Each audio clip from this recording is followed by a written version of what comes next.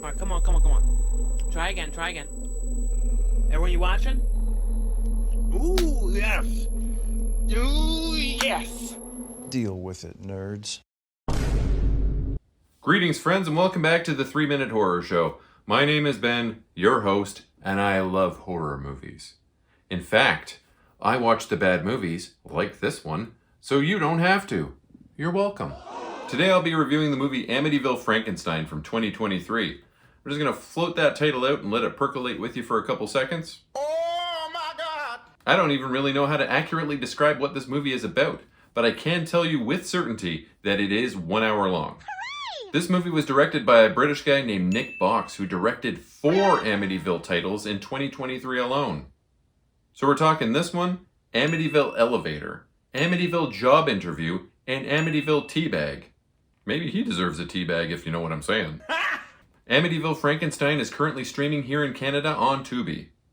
Your pal and mine, Shawn C. Phillips, is getting ready to watch a movie and he needs some snacks. He externalizes his internal dialogue and we hear everything that's going on in his brain. He settles on one of those TV programs where a host introduces a crappy horror movie, like Count Floyd from SCTV. This one is about 2 robbers who break into some sort of lab and discover more than they've bargained for. These 2 robbers are British, and one of them is speaking with a completely indecipherable fake accent. They walk around in the dark, going up some stairs silently for like 5 minutes.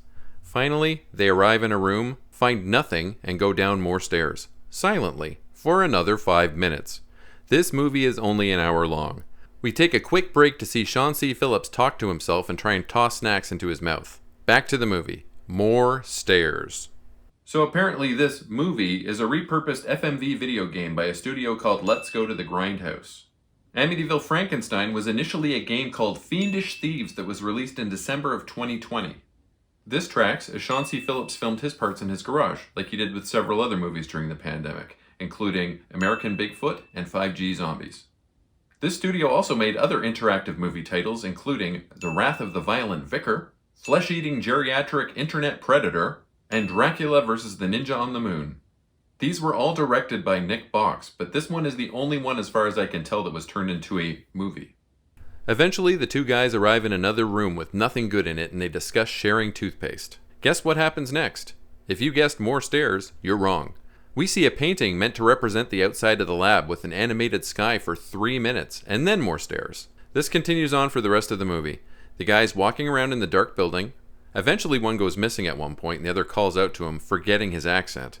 Don't worry though, the missing guy is found soon enough. The outdoor shot with the animated sky comes back a few times, and so does Shawn C., who is playing a character named Chauncey doing all sorts of stupid stuff on the couch.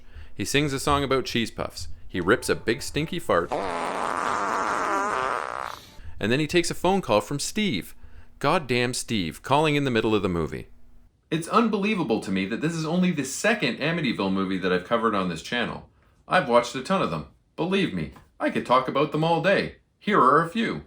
Amityville Turkey Day, Amityville Island, Amityville in Space, Amityville Shark House, Amityville Karen, Amityville Gas Chamber. That one's about farts. There are literally tons. I could go on and on and on. You want to see a video on one? Let me know in the comments. But I will not do Amityville Vibrator, for reasons that should be self-explanatory. Oh my. The 2 robbers make their way to a room that has a body under a blanket in the middle of it. One guy tries to turn on the lights and he's electrocuted for like 3 full minutes. I'm not lying, 3 minutes. The electrocution is momentarily interrupted by Steve's call, then the guy is electrocuted for another several minutes. He survives too. The long-ass electrocution wakes up Frankenstein and some sort of Lady Frankenstein. The 2 Frankensteins don't hurt the robbers, they just yell at them. Then they smooch. The Frankensteins though, not the robbers. Dr. Frankenstein comes out next and he yells so loud that he blows out the audio levels of the movie. Our tale ends with the horror TV show host guy giving us a preview of tomorrow night's film, in which a guy is drinking tea while another guy wiggles around. The end. Well, I hope you were alright with those spoilers. I watched the bad movie so that you don't have to, remember? Banana. Everything about this was bad. The effects, the performances, the sound design, the fact that 80% of it was filler content. Listen, Shawn C. Phillips, I love you, but this movie was a stinker. Stinker, with a capital stink. This was a garbage fire. I rate Amityville Frankenstein a 1 out of 10. Oh, damn! As always, a link to my letterbox appears in the video's description. Please leave me a like, comment, and subscribe, as it really does boost my engagement and helps my channel grow. Smell you later, nerds. I got myself my popcorn.